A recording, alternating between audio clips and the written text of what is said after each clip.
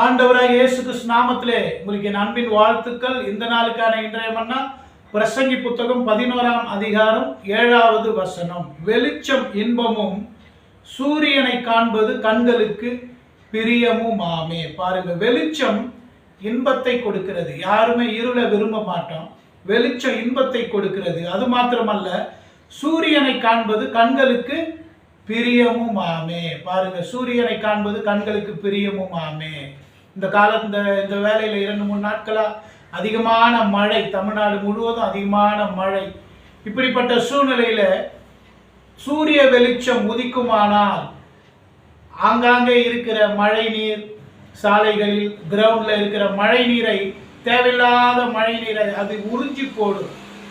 அது மக்களின் அசௌகரியத்தை நீக்கி மக்கள் இயல்பு வாழ்க்கைக்கு திரும்ப அது உதவி செய்யும். அது மாத்திரமல்ல, மீட்பு பணிகள் நடக்கிறது.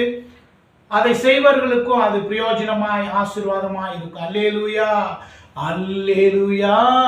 கர்த்தரையே ஏகமாய் துதியுங்கள், அவர் நடத்தும் செயல்களெல்லாம் பார்த்தவரை துதியுங்கள், வல்லமையாய் கிரியை செய்யும் வல்லோரை துதியுங்கள், எல்லோரையும் ஏற்றுக்கொள்ளும் இயேசுவை துதியுங்கள்.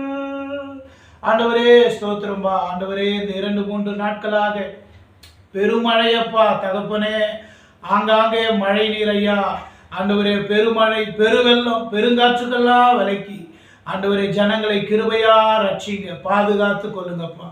ஆங்காங்கே தேவையில்லாத சாலைகளில் ஆண்டவரே கிரவுண்ட்ல நிற்கிற அந்த தண்ணியெல்லாம் உறிஞ்சி போடுங்க. வெளிச்சம் உதிக்கட்டும் ஐயா, சூரிய வெளிச்சம் உண்டாகட்டும் ஆண்டவரே. அப்பா, மீட்பு பணிகள் நடக்கிறது ஆண்டவரே, சம்பந்தப்பட்டவர்களை பயன்படுத்துங்க, ஆசீர்வதிங்கப்பா.